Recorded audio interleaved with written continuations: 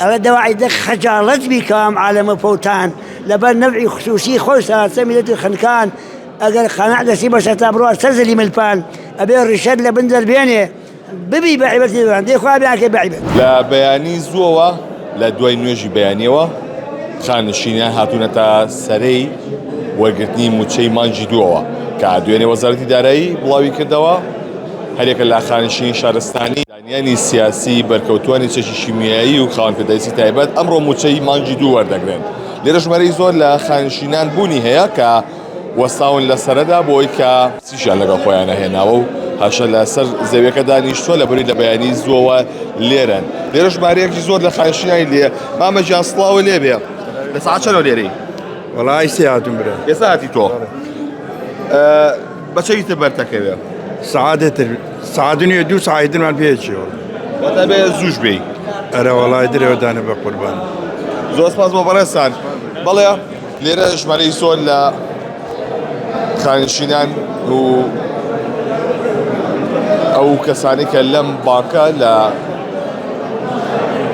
گەڕەی سەستان بووچە وەردەگرن لە سەرەدا وەستاون بۆ ئەوەی کە موچەی مانجی دوو وەربگرن کە ئەوان چاوەڕوانی وەرگرتنی موچەکانیانن. سەلام عەلەیکۆم. زوو نەبوو کاتی؟ وڵای جازوو بێ ئادرانگ بێ خوار وەک یەکە بێ. باشە بووە زوویت؟ جا ئەی چ بکەین کاکە؟ وڵا لە ترسیان بەس بێ.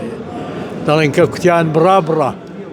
واتە دەترسی بڕینەکە؟ ئەی چی یارە وەڵا خۆ لەلکایەکی دەڵێن وەڵا پارە نەما کاکە بڕۆنەوە. ئەوە مانگێکی بەسەردا دەڕوا و تەواو دەبێەوە. چەند ساڵ خزمەتە هەبوو لە شو داوام دەکرد؟ وڵا لە تەربیە بوو. تەربیە بووی؟ بەڵێ 19 ساڵ و لێ. کات هەبووە درەنگ بێی بۆ ئێرە و موچە و نەدرێتێ؟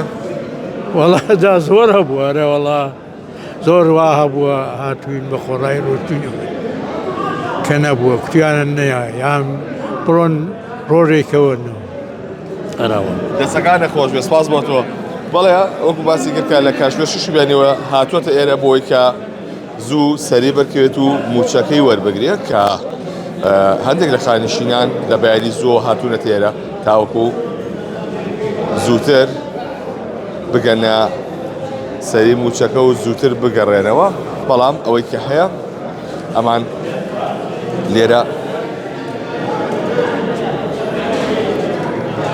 سەرێکی دوور و درێژ وەستاوە بۆ ئەوەی کە موچەی خانشینی وەربگرن. مامە جا سڵاوە لێ بێ لە سەعات چەندەوە لێرەی؟ وەڵا لە 6:30 لێرە. 6:30 بەڵێ. باشە بووە زوویە؟ وەڵای لەبەر سەرە دوای ڕەمەزانە و لەبەر ڕەمەزانەتەکە. باشە ئەوان بەردەوام باسیەوەکە کەڵێ هەمووی بەیەکەوە نێ لە بەیانی زووان نێن لە کاتێکی شاتوانن بێنەوە.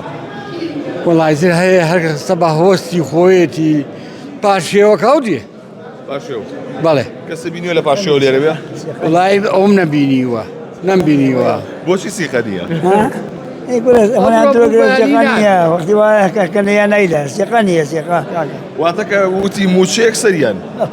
هەڵە وەڵا وتی موچەیەک موچە خوێندی وەکسە بانی وتمان ڕاکرد بۆ ماشە. دووکو گوزەرانتان چۆنە؟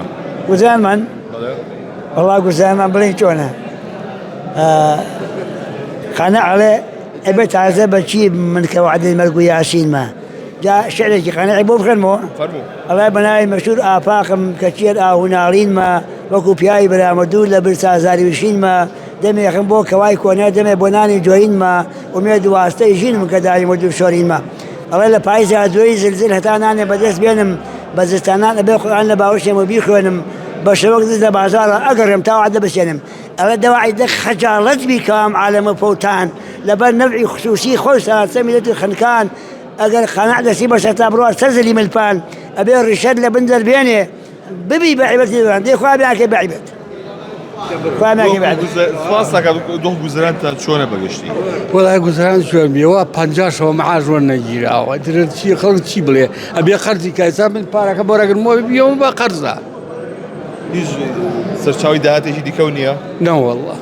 چەند ساڵ خزمەتێ؟ 41. لە چۆ؟ لە خەستەخانە کارگوزار بوو.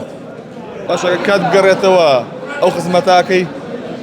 یا چکاری حساباتی خۆ دەکەی ناتوانم توانم نەماوە تەمەنم 69 ساڵە دەوەرتەمەند درێژبی سپاس دەکەم بەڵێ لێرە خانشینێکی زۆر وەستاون بۆ ئەوەی کە موچەی مانجی دووەربگرن بە پێوەی کە وەزارەتی دارایی دوێنێ بڵاوی کردەوە هەرکە لە خانشینی شارستانی پێداویستی تایبەت زیندانیانی سیاسی بەرکەوتوانی چەشی شیمیاوی ئەمڕۆ موچە وەردەگرن ئەمە یەشێکە لەو بنکانی کە موچەی خانشینی شارستانی لێدا بەش دەکرێت و لە دوای بانجی بەیانیەوە لە پاشێەوە هاتوون بۆی کە سەرە بگرن و موچەکانی وەربگرن هەندێکیان درەنگتریش هاتوون بەڵام ئەوەی کە هەبێ لە کاتژمێر 6 و 7ەوە هاتوونەتە بەردەمی بانکەکە و لە سەرەتان بۆی کە موچەی مانگی دووەربگرن.